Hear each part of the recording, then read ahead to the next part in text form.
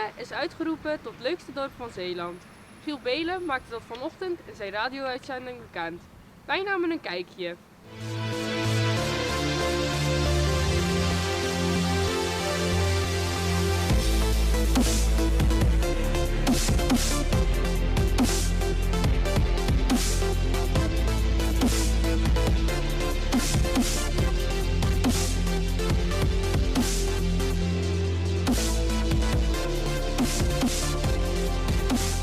Hebben jullie nog acties op touw gezet om meer stemmen te krijgen?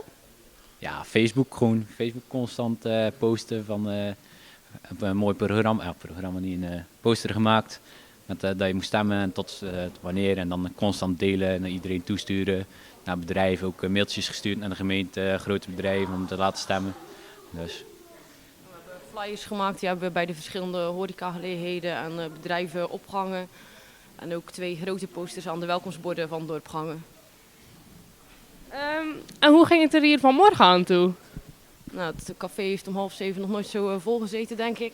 We zaten hier met een mannetje of 30. En ja, die cameraploeg was hier ook al vroeg. Die liepen door het dorp mensen te interviewen. En ja, veel mensen waren nog niet wakker. Ze zaten bijna allemaal hier. En ja, dat was leuk. Gratis koffie met paptaarten. En, geïnterviewd worden voor de radio.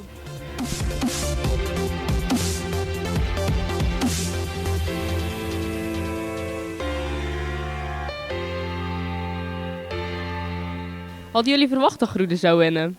Ja, natuurlijk. Dat had ik al vanaf het begin verwacht. En waarom?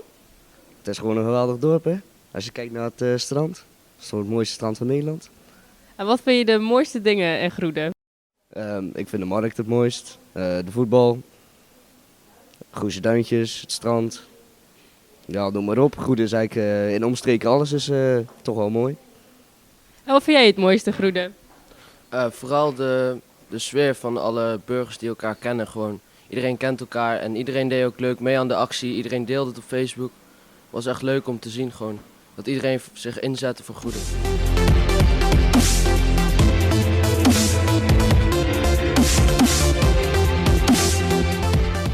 Had u verwacht dat Groene tot leukste dorp gekozen werd? Stiekem wel. We werden gisteren al op de hoogte gesteld. Omdat wij het een en ander moesten organiseren om de mensen hier te kunnen ontvangen. Daarnaast liepen we erg voor met de stemmen. Dus min of meer hadden we het wel verwacht. Ja. Enorm veel acties op poten gezet om stemmen te verzamelen. Dus we hadden wel een klein idee. En gaat u als eigenaar nog iets speciaals doen in Groene is gekozen? Nou, we zitten dit weekend met de paaskermis. Dat is elk jaar zo. Dat wil zeggen dat wij de vrijdagavond 2 DJ's hebben staan. De zaterdagavond hebben we een band staan, een coverband. De zondagavond is er bij onze buren van het overleg is er iets te doen. En in de Grusse Duintjes, het strandcafé, is er ook nog iets te doen rond de kermis. Dus wij organiseren allemaal wat daaromheen. Nu door het winnen van die prijs zou het goed kunnen zijn dat we de donderdagavond, dus vanavond, al het een en ander van beweging kunnen zien in het café. En daaraan koppelen wij een aantal acties. Zo delen we overdag koffie met paptaarten uit. En vanavond is ons eigen gebrouwen bier voor €1 te verkrijgen.